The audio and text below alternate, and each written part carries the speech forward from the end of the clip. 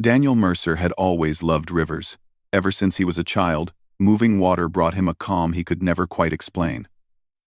Now, years later, he worked as a wildlife photographer. His travels took him to many places, but Arizona's San Pedro River held a special place in his heart. It was the kind of river that looked gentle in photographs, yet behaved wildly in real life. Some days it was so quiet that a dragonfly could rest on its surface. Other days it rushed forward with a speed that made even experienced hikers keep their distance. On this warm, windy afternoon, Daniel parked his truck near the riverbank to capture photos for a conservation group. The project was simple: show how the river was recovering after years of environmental protection.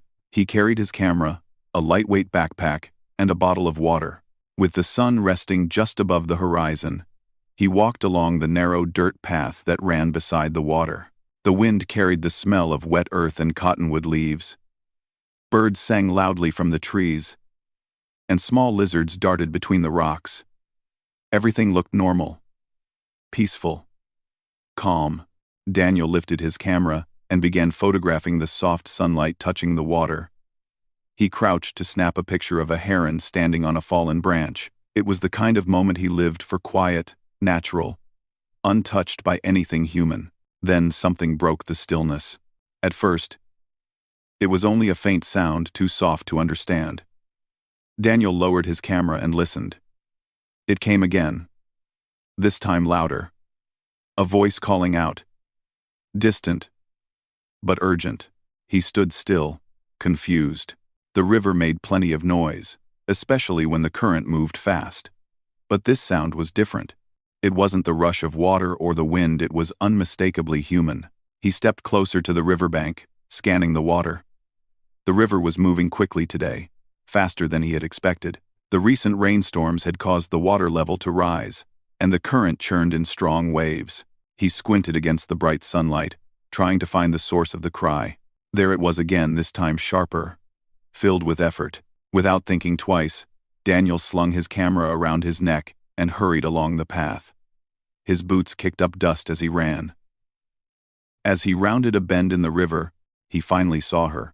A young woman was in the water, being pushed by the rapid current. Her long, dark hair floated around her like a cloud, and she fought to keep her head above the waves. She reached out toward the bank, but the water was too strong, pulling her farther from safety. Daniel's heart jumped. There was no time to think, no time to plan. He tossed his backpack onto the ground and ran toward the edge of the river. "Hold on," he shouted, though he wasn't sure she could hear him over the rushing water. The woman's eyes widened when she spotted him. She tried to swim toward him, but the current pulled her sideways, spinning her slightly. Daniel kicked off his boots, waded into the water, and felt the cold shock against his legs. The river tugged at him immediately, its strength far greater than he expected. He leaned his body forward, keeping his balance as he pushed deeper. "Can you swim toward me?" he called. She nodded weakly, though she looked exhausted, her arms barely lifting above the twisting water. Daniel took a deep breath and moved toward her, lifting his legs carefully against the force of the river. The water rose to his waist, then his chest. His heartbeat pounded in his ears, but his focus stayed on the woman. He reached out his hand. She stretched hers toward him, their fingertips brushing for a moment before slipping apart. The river pulled her away again, and Daniel had to push forward more quickly. "You're almost here. Don't give up," he urged. Finally, he caught her wrist. The moment he did, he felt the full weight of her struggle. The current seemed determined to separate them, but Daniel tightened his grip, pulling her closer. "I've got you," he said, trying to keep his voice steady and calm. She gasped for air, coughing as water splashed against her face. Her other hand reached out, gripping his arm tightly. With slow, steady movements, he guided her toward the bank. Each step felt heavier than the last. The river pushed against them like an invisible force, but they kept moving, inch by inch. When Daniel finally felt the ground rise beneath his feet, relief washed through him. The water dropped from his chest to his waist, then to his knees. The woman stumbled, and Daniel wrapped an arm around her shoulder to support her. Together, they stepped out of the river and collapsed onto the dry grass. For a moment, neither of them spoke. They simply lay there, breathing heavily, letting the warm sunlight dry their soaked clothes. Daniel's heart still raced, but now with the strange mixture of adrenaline and relief that always followed moments like this. After a few minutes, he turned his head to look at her. She appeared to be around his age, maybe in her late 20s. Her clothes were simple and traditional, the kind often worn by members of the local Apache community. Her eyes, dark and alert even in exhaustion, studied him carefully. "Are you okay?" Daniel asked gently. She swallowed, her voice soft but steady. "Yes, I think so. Thank you." Daniel offered her a small smile. "I'm glad you're safe. What happened?" She brushed wet hair from her face, her hands still trembling slightly. "I was collecting willow branches near the edge. The ground gave way under me. I slipped, and the river caught me before I could stand up." Daniel nodded. It wasn't uncommon after heavy rain. The soil near the riverbank sometimes softened so much that even a small shift in weight could cause the ground to crumble. "You're lucky I heard you," he said honestly. Not in a boastful way, but with quiet truth. "Yes," she said, nodding. "Very lucky." They sat quietly for a while, calming their breathing. Daniel pulled off his damp shirt and wrung out the water. The woman wiped her face with her sleeve, still catching her breath. When she finally had the strength, she sat up straighter and looked at him with a gentle seriousness. "My name is Ayana," she said. "Daniel," he replied. She nodded, almost as if committing the name to memory. "You saved my life, Daniel." He shook his head quickly. "I just helped. Anyone would have." But Ayana didn't agree. She looked at him with a sincerity that made him pause. "Not everyone runs toward danger. Thank you." Daniel felt a warmth in his chest at her words. He gave her a simple nod, unsure how to respond. After a few more minutes, Ayana carefully stood up. Daniel rose to his feet as well, making sure she didn't feel dizzy or unsteady. Her legs wobbled slightly, but she stayed upright. "Do you need help getting home?" Daniel asked. She hesitated. "I live with my family in the Apache community nearby. It's not far. I can walk." He wasn't convinced. "Are you sure?" She offered a small smile, soft but firm. "Yes. But I think I should tell them what happened. They'll want to know." Daniel nodded. "Of course." Ayana looked at him again, her expression thoughtful and curious, as though she wanted to say something else but wasn't sure how.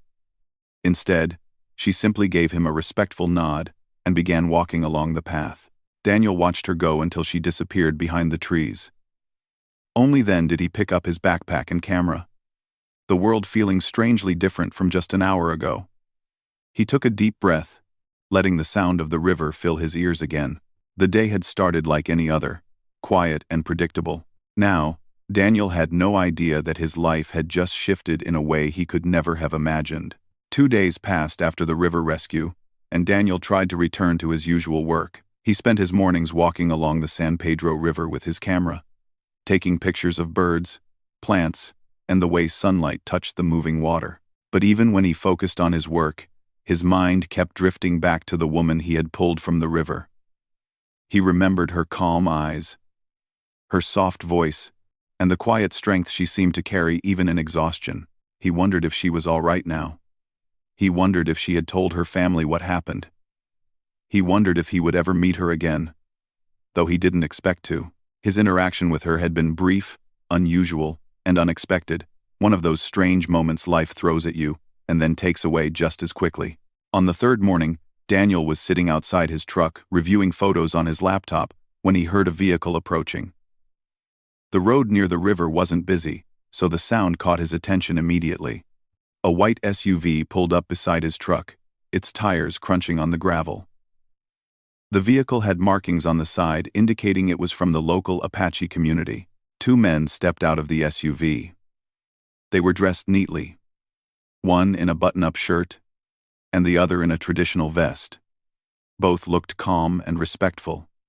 Daniel stood up, unsure why they were here. One of the men approached him with a polite nod. "Are you Daniel Mercer?" he asked. "Yes," Daniel replied, his tone cautious but friendly. "I am Raymond," the man said. "This is Thomas. We are members of the tribal council." He paused for a moment before adding, "We were sent to speak with you." Daniel blinked, surprised. "Is everything all right?" Raymond offered a gentle smile. "Yes, everything is fine. But we would like to request your presence at our community center.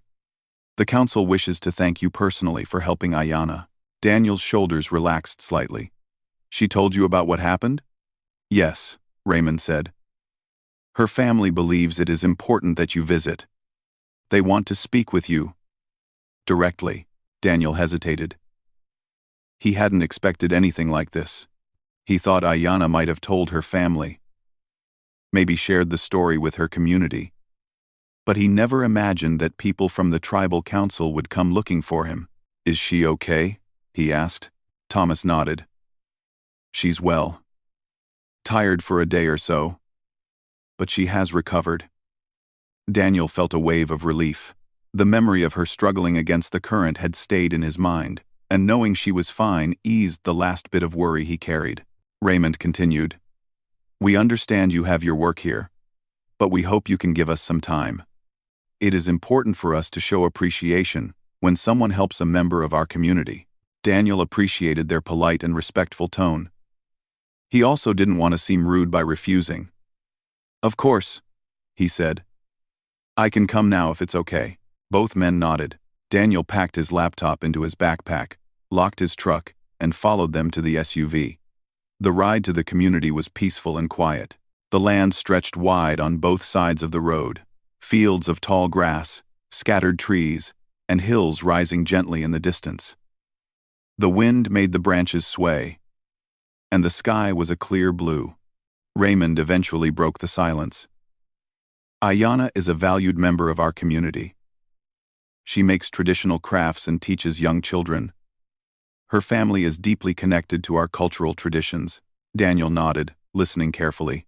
Thomas added, "Her family has great respect for the past. They believe in honoring every part of their heritage. Because of this, they take certain customs very seriously." Daniel wasn't sure what they meant by that, but he didn't ask. He assumed they simply wanted to thank him, maybe share a meal or express their gratitude in a traditional way. Nothing more. After 20 minutes, the SUV turned into the entrance of the Apache community. The houses were spaced out, surrounded by natural landscapes rather than crowded streets.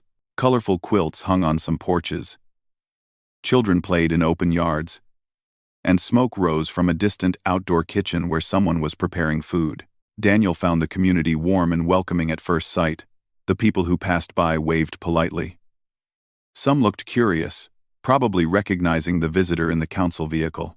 The SUV parked in front of a large building made of adobe-colored walls and wooden beams.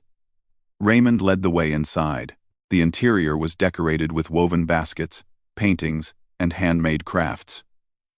The room was spacious, with a long wooden table at the center. A few elders sat around the table, dressed in a mixture of modern clothing and traditional pieces. Ayanna was there too. She stood near the far end of the room, speaking softly with an older woman who seemed to be her mother. When Ayanna looked up and saw Daniel, she paused for a moment, surprised. Then she offered a small, polite smile. "Daniel," she said gently.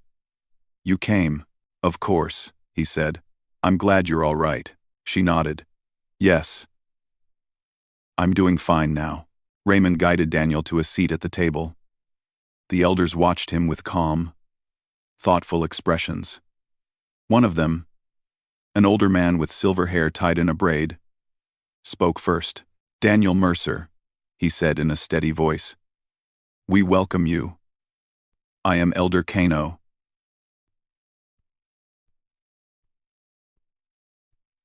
Daniel nodded politely. "I'm honored to be here. I'm glad I could help Ayanna."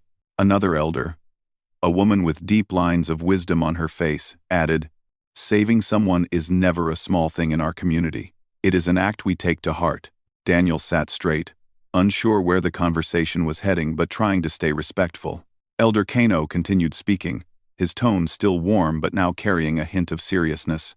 There is something you need to understand.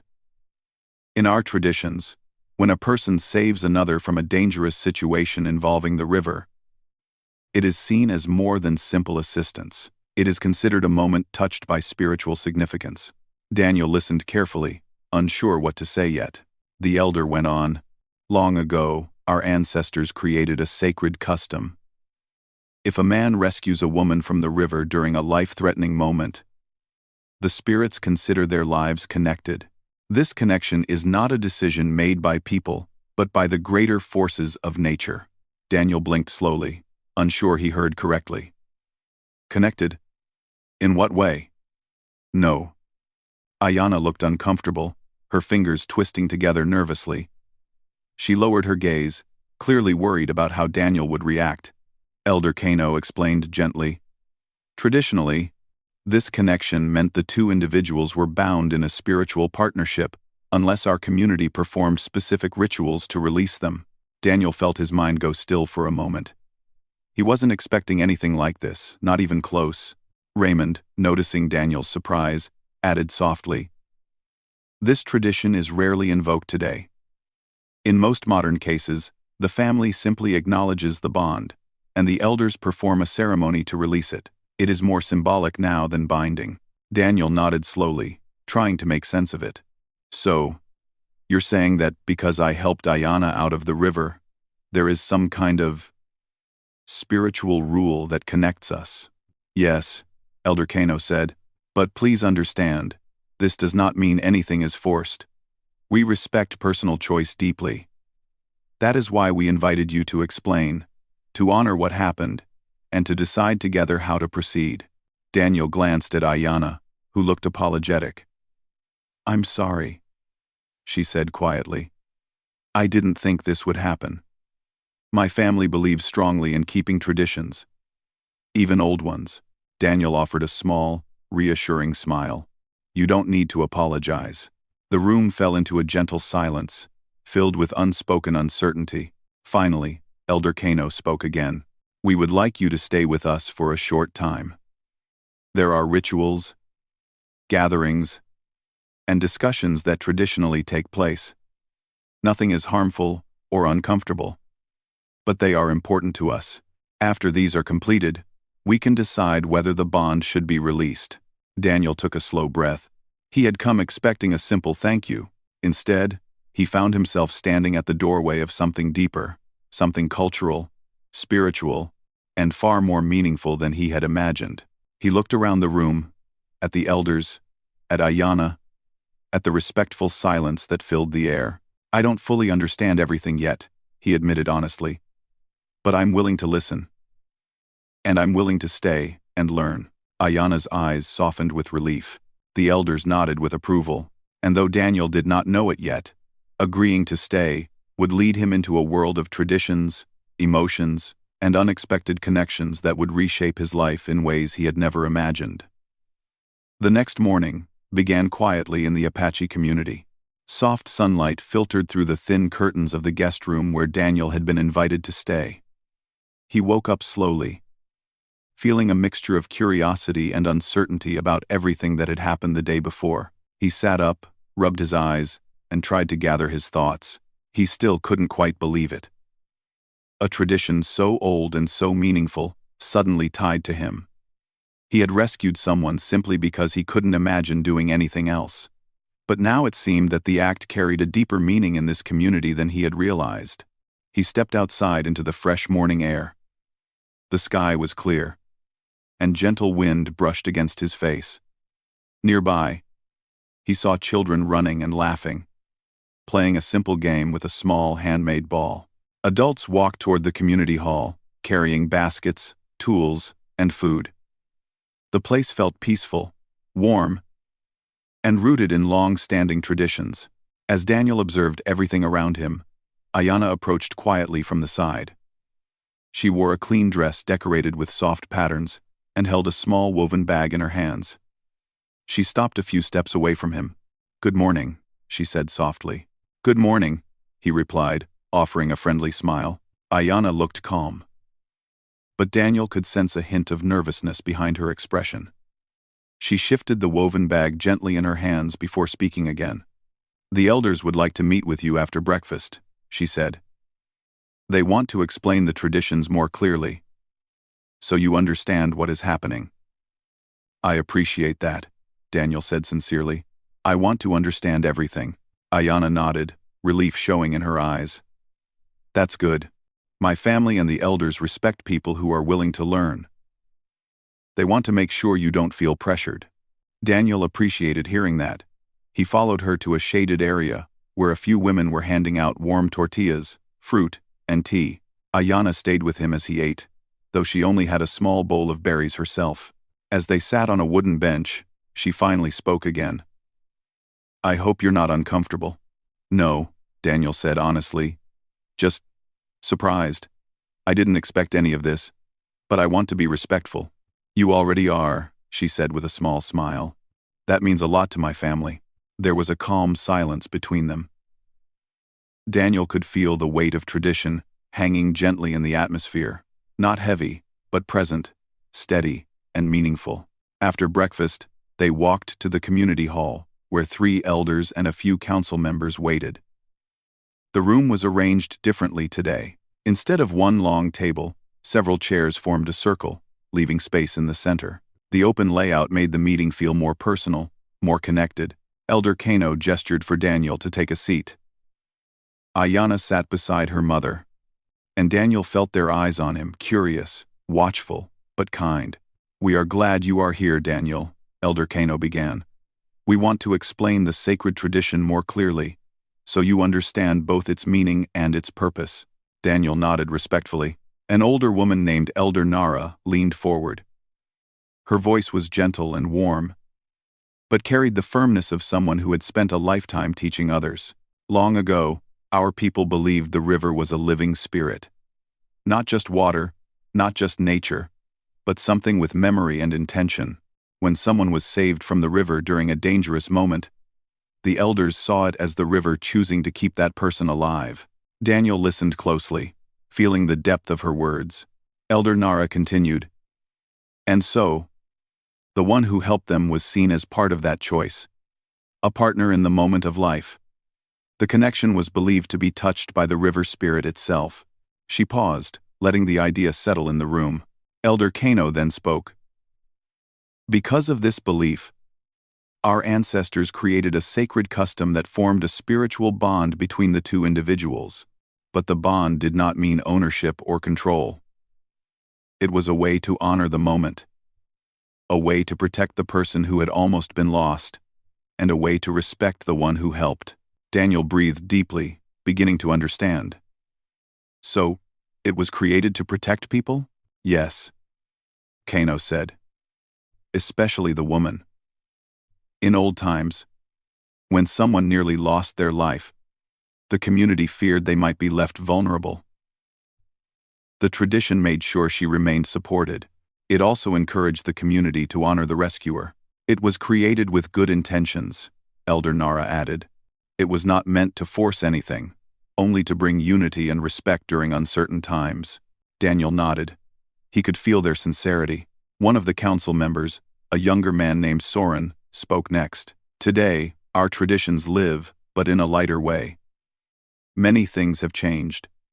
People make their own choices now, and the rituals have become symbolic. When a situation like this occurs, we perform certain gatherings and ceremonies to acknowledge the event, and afterward, the individuals choose whether to keep the bond or release it."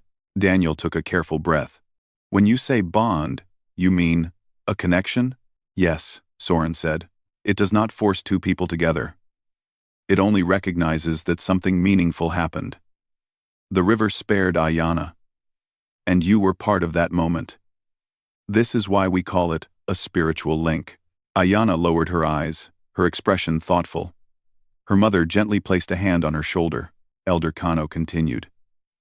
"The next 2 or 3 days will include simple rituals.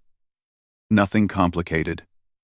You will join meals with the community. You will listen to our storytellers speak about the river and our ancestors. There will also be a small ceremony where both of you sit with symbols of the river. It is peaceful, calm, and meant only to honor what happened. Daniel absorbed every word. And after these rituals, you decide whether to release the bond? Not decide for you, Elder Nara corrected gently. You and Ayana decide for yourselves. Together or separately. We only guide the process. Daniel appreciated the clarity. That sounds fair. Ayana finally looked at him. Her eyes were soft but steady. My family takes this tradition seriously, but they also respect freedom. I don't want you to feel trapped. That is not what this is about. I don't feel trapped, Daniel said softly. I just want to understand and be respectful. Ayana smiled a little. Then everything will be okay. Elder Kano stood slowly. There is one more part we must explain. During the next few days, people may treat you as a special guest. They may ask you questions. They may offer gifts. This is our way of honoring someone who helped a member of our community.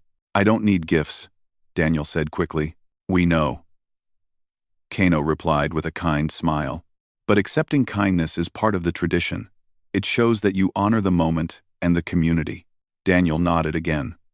I can do that. The elders exchanged approving looks. Ayana's mother stood and approached Daniel. She had a calm face, shaped by years of patience and wisdom. She held out a small woven bracelet made of river reeds. This is not a symbol of binding, she said. It is only to welcome you. Thank you for saving my daughter. Daniel accepted the bracelet gently. I'm grateful, truly. The room felt lighter after that. The tension that had been sitting quietly in the air faded, replaced by a calm sense of understanding. The elders stood, signaling the end of the meeting. Ayana walked with Daniel outside, into the bright sunlight. Birds chirped overhead, and a soft breeze brushed against their faces. For a while, they just walked quietly, side by side. Finally, Daniel spoke. Thank you for explaining everything. I know this must be unusual for you too. Ayana let out a small sigh.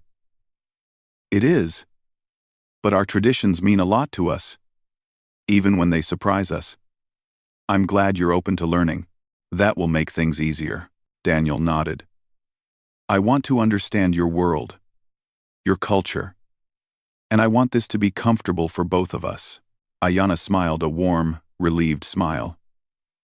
Then I think the next few days will go well. They continued walking, the path ahead open and calm, unaware that the rituals and time spent together would reveal deeper truths about both their lives, truths that neither of them could have predicted. The following days in the Apache community were unlike anything Daniel had experienced before. He woke up each morning with a gentle sense of curiosity and a quiet awareness that he was no longer just a visitor. People here greeted him warmly, children waved at him when he passed, and even the elders who carried themselves with calm seriousness offered polite nods whenever they saw him. He felt welcomed, but he also felt something deeper, something like stepping into a story that had existed long before he arrived. The first ritual gathering took place in a wide-open courtyard behind the community hall. Several wooden benches were placed in a circle, and people brought baskets of fruit, handmade breads, and steaming bowls of soup. The atmosphere felt peaceful and friendly. Ayana sat beside him, her expression calm but thoughtful. She seemed more comfortable around him now, as though the earlier tension had softened over time. Her presence was steady, and Daniel found himself appreciating how quietly strong she was. Elder Nara rose first, holding a small bowl filled with clear river water. Today, she said in a warm voice, we begin not with ceremony, but with sharing stories. Understanding each other is part of honoring the river's choice. Daniel glanced at Ayana, who gave him a small nod as if to encourage him. One by one, members of the community shared stories, some about their families, others about moments in their lives when nature had touched them in meaningful ways. One man told the story of how he learned patience from watching seasons change. A young woman talked about how the river helped her find calm after a difficult time in her life. When it was Daniel's turn, he spoke softly but honestly. He shared how he loved nature since childhood, and how photography became his way of telling the world that beauty still existed. He talked about the river, how peaceful he found it, and how he never imagined it would place him in the middle of something so meaningful. The people listened with gentle understanding. Ayanna spoke after him. She talked about her passion for crafting jewelry and teaching young children in the community. She shared how the river had always been a place she visited for inspiration. Her voice was soft but full of quiet strength. As the gathering continued, Daniel noticed something he hadn't before. Ayanna was respected deeply.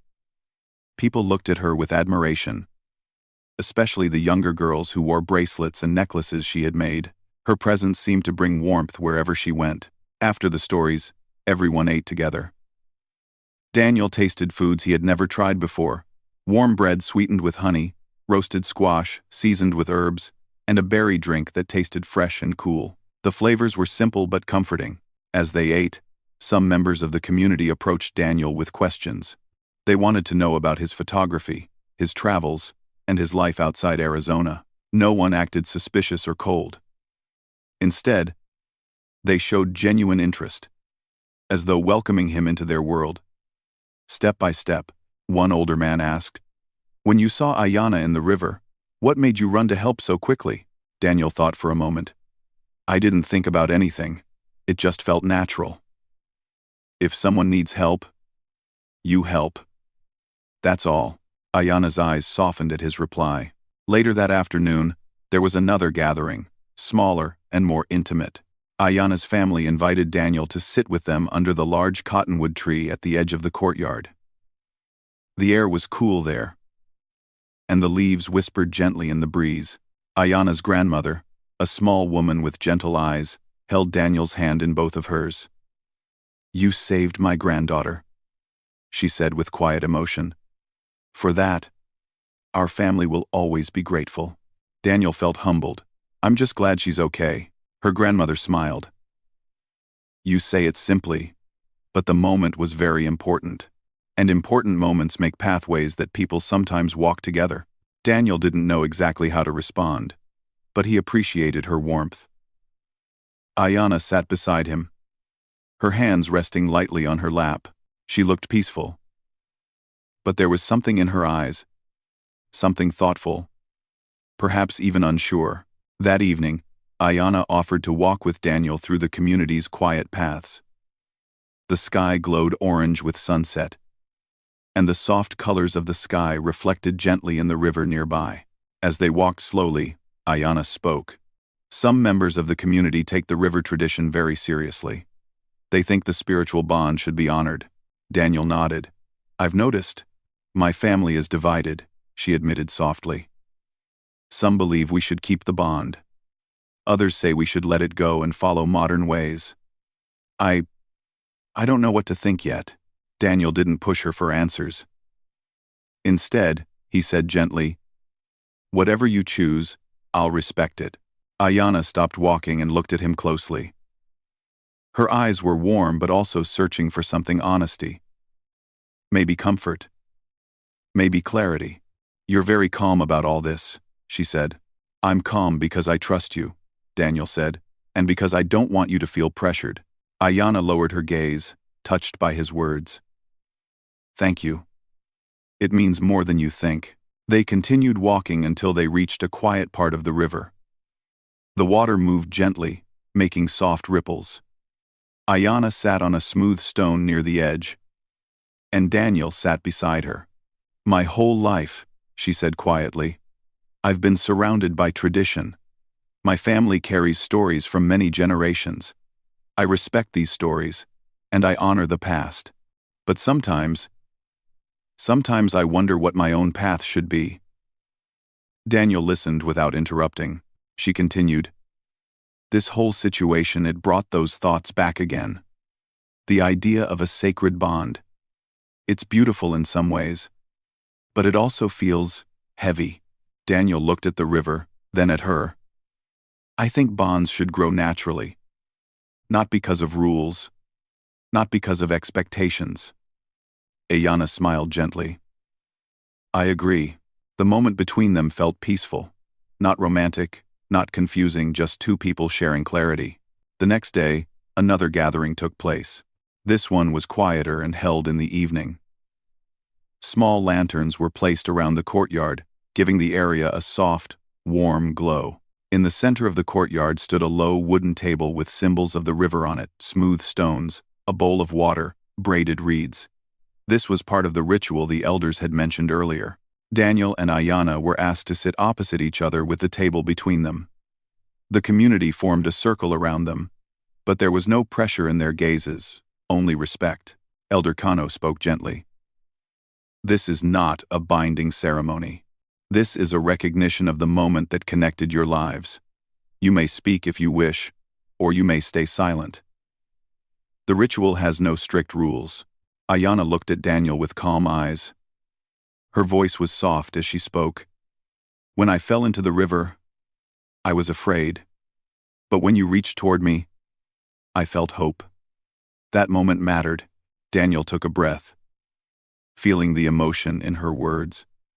When I saw you struggling, I didn't think. I just knew I had to help. I'm grateful that I got to you in time. The elders nodded, pleased that the two spoke from the heart. The ritual continued with simple steps touching the stones, pouring a little water into the earth, and exchanging a woven reed as a symbol of understanding, not commitment. The moment felt meaningful yet gentle, like honoring a memory without being tied to it. After the ritual, the community shared food, laughter, and music. The atmosphere grew lighter. And Daniel noticed how people smiled more easily now, as though the tension that had quietly surrounded the situation had finally softened. Later that night, when the crowd had faded and only a few lanterns still glowed, Ayanna approached him again. She looked more peaceful than he had seen her since the beginning. I'm glad you stayed, she said softly. I'm glad too, Daniel replied. She took a slow breath. Tomorrow, the elders will ask us what we wish to do about the bond. I want you to know, whatever we decide, it will be my choice. Not my family's. Not anyone else's. Daniel nodded. And I'll choose freely too. They shared a quiet smile, and for the first time, the path ahead felt clear, not because they knew the answer, but because they trusted the journey. The next morning arrived with a quiet softness that felt different from the days before. The sky was pale blue, and a gentle breeze moved through the tall grass surrounding the Apache community. Birds sang softly from the branches, and the river hummed in the distance like a peaceful reminder of everything that brought Daniel here. Daniel woke early, feeling a mixture of calm and nervousness. Today, he and Ayanna would speak with the elders about the bond, whether to release it or let it remain honored as tradition. He wasn't sure how the conversation would go, but he felt ready. The past few days had taught him more about respect, connection, and understanding than any trip or project he had ever taken. After dressing, he stepped outside and saw Ayanna standing near the community hall, waiting for him. She wore a light dress with soft colors, the morning sunlight giving her a warm glow. When she saw him, she smiled gently. Good morning, she greeted. Good morning, Daniel replied. She studied his face carefully. Are you ready for today? Daniel nodded. I think so. And you? Ayanna hesitated for a moment before answering. Yes, I'm ready as well. There was still a slight breath of uncertainty in her voice, but there was also a quiet strength beneath it. Everything she felt was honest and natural. The elders had asked them to meet in the main gathering room after breakfast. Before going there, Ayanna led Daniel on a short walk through the community, giving them a moment alone. They walked past small gardens, handmade fences, and open yards where children played. Ayanna spoke softly, her voice carrying a thoughtful tone. I've spent a lot of time thinking about what the bond means.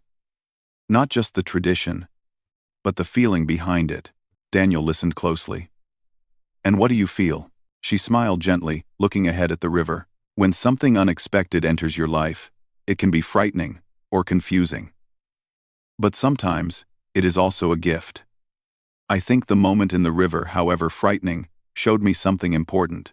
It showed me that even when life surprises us, we have the right to choose what comes next. Daniel nodded slowly. I think that's true. Ayanna looked at him with calm, honest eyes. I respect my family. I respect my traditions, but I want whatever decision we make to be fair to us. Not because someone expects something, but because it feels right. Her words made Daniel feel lighter, as though they were walking toward a peaceful understanding. When they reached the community hall, the elders were already gathered inside. The room felt calm, filled with light from the open windows. People from the community stood along the sides, quiet and respectful, watching with curiosity but without pressure. Elder Kano invited Daniel and Ayana to sit in the center of the circle. The same symbols from the earlier ritual, the smooth stones, the bowl of river water, and braided reeds, sat on a small wooden table between them. Elder Kano began speaking in a calm, steady voice. You have spent time together. You have shared meals, listened to stories, and honored the moment that connected your paths. Today, you choose how that moment should rest in your lives. The room remained silent, filled with gentle anticipation. Elder Nara looked at Ayana first. Child, what do you choose? Do you wish this bond to remain honored, or do you wish to release it? Ayana took a slow breath. Her hands rested softly on her lap, steady and calm. When she spoke, her voice was clear. I want to honor the moment that happened, she said. I want to respect the tradition because it is part of who I am. But I also believe that any deeper connection should be made through understanding, friendship, and time, not tradition alone. So, I choose to release the bond, but keep respect for what happened. The elders nodded, approving her clarity and honesty. Elder Kano then turned to Daniel. And you, Daniel? What is your choice? Daniel looked at Ayana before answering. Her expression was warm and peaceful. They had grown close, in a gentle, meaningful way. Not because of tradition but because of understanding. He looked back at the elders. I agree with Ayana. The moment in the river was important, and it brought us into each other's lives. I will always respect that, but I believe anything that grows between us should be natural, chosen, not assigned, so I choose to release the bond as well. A soft wave of relief passed through the room. Some elders smiled, others nodded in understanding. People in the community relaxed their shoulders, clearly happy with the honesty and balance in the decision. Elder Nara stood and lifted the bowl of river water. Her hands were steady, and her voice carried gentle warmth. Then we honor your choice. May the river remember the moment, but may your path continue freely. She slowly poured a small amount of water onto the earth. The droplets sank into the soil, symbolizing release. Next, Elder Kano picked up the braided reed. This reed represented the connection. But now it will become a symbol of respect, not binding. He divided the reed into 2 gentle pieces and handed one to Daniel and one to Ayana. This, he said, means you honor the past, but walk forward with freedom. As Daniel accepted the reed, he felt a sense of completion settle over him. Ayana held her peace with calm hands, her expression peaceful and reflective. After the ritual ended, the community shared soft applause, not loud or overwhelming, just a warm acknowledgement of the moment. Then, just like before, a community meal followed. But this meal felt different. It felt lighter, more relaxed. People laughed gently, shared stories, and welcomed Daniel with genuine warmth. No one looked at him with expectation anymore, only gratitude and friendship. Ayana stayed close to him, smiling more freely than before. They talked with children, elders, and families who had been part of the earlier gatherings. Daniel felt as though he had not just been a visitor, but someone who had become part of the story of the community, even if only briefly. Later that afternoon, when the crowd had dispersed and the sun had lowered toward the horizon, Daniel and Ayana walked to the river together. The water glimmered in the soft light, moving gently as though greeting them. Ayana sat on a familiar stone near the riverbank, and Daniel sat beside her, just as they had before. It feels different now, she said quietly. It does, Daniel agreed. Ayana turned to face him. I'm glad you came here. I'm glad you met my family, my community, and me. Daniel smiled warmly. I'm glad too. She held her piece of braided reed between her fingers. This isn't the end. Releasing the bond doesn't mean we step away from each other completely. Of course not. Daniel said. "It just means whatever comes next is real, not forced." Ayana nodded, looking content. "I'd like to get to know you outside of tradition. As friends. As two people who met because life brought them together unexpectedly." Daniel felt a peaceful warmth in his chest. "I'd like that too." They sat quietly, listening to the gentle sound of the river. The water flowed in its steady way, carrying memories downstream but always inviting new beginnings. The sky slowly changed colors, soft orange, pink, and purple. The breeze brushed their faces gently, and for a moment, everything felt calm, balanced, and right. The river had brought their paths together, but now their next steps were their own. And as they sat side by side, Daniel knew that while the bond had been released, something much more natural had begun: a new friendship. Open to whatever time and understanding would allow it to become.